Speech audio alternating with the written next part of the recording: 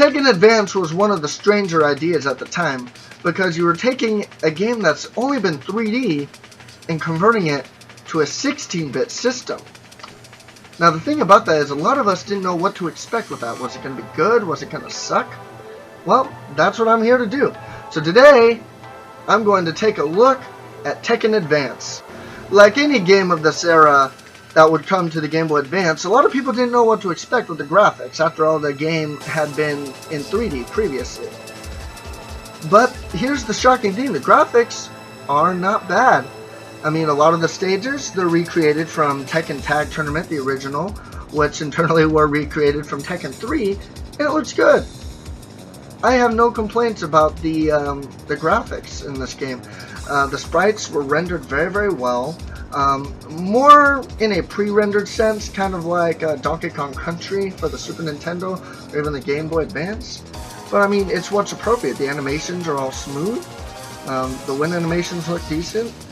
I don't really have anything negative to say about the graphics. The menus even were redone from Tekken 3. Everything had been modeled from Tekken 3. And it works out just well. It feels like Tekken. I mean, yes, you are going to miss some of these camera angles. But who's to say that that would ruin the game experience? I'm actually very impressed with the graphics in this game. Now, like any game on the Game Boy Advance, I would have some issues with the sound.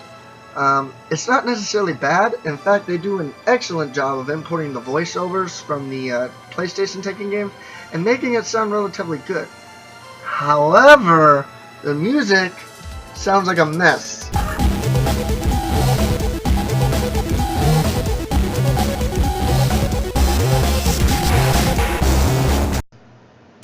That doesn't mean that it's terrible. It's just certain songs that were imported over, like Yoshimitsu and stuff like that.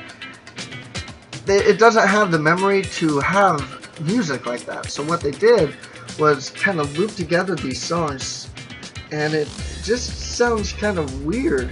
And because of the what the Game Boy Advance can handle, the music will kind of loop louder than the voice acting, which internally can get kind of annoying. So I wouldn't say that the sound's bad because it's a Game Boy Advance, but you're not going to get the soundtrack that you're expecting. And again, most of the music in this is just Tekken 3's soundtrack kind of remixed sloppily for the game, but it was a really nice try. And I'll be a little more fair because it's Game Boy Advance. I mean, come on.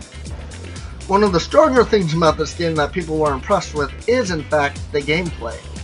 The gameplay plays just like the other Tekkens, however, it's now condensed with 4 buttons of the Game Boy Advance controller, and it's going to feel just a hair bit awkward for those of us that have grown up playing the original Tekken, but they did a nice job of actually transferring all of that over and making things work, especially with characters like Hurong. Now, we are missing some key characters. We're missing Eddie Gordo, who's my favorite. However, with how complex some of his combos are, I don't know how well that would have worked in the 2-button combination. Plus, there's only so much memory that the Game Boy Advance would even have, so that's okay if they just keep some of the main characters. The gameplay and everything rolls around just like any other Tekken. You have arcade mode, versus mode if you have another Game Boy Advance or a friend.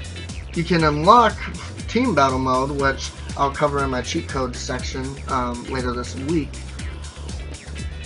And you can edit the options. I don't really have too much to say about the gameplay, as it is what it is. It's Tekken. There's nothing wrong with it. It's just Tekken condensed. The design in this game is pretty similar to what those having a Game Boy Advance at the time would expect. They didn't change any designs. There's no original concepts. It's literally just pre-rendered sprites of the Tekken 3 characters. Or Tekken Tag Tournament, whichever ones looked best at the time, converted over to a sprite form, which would be then placed over a sprite version of the background of the Tekken 3 stages.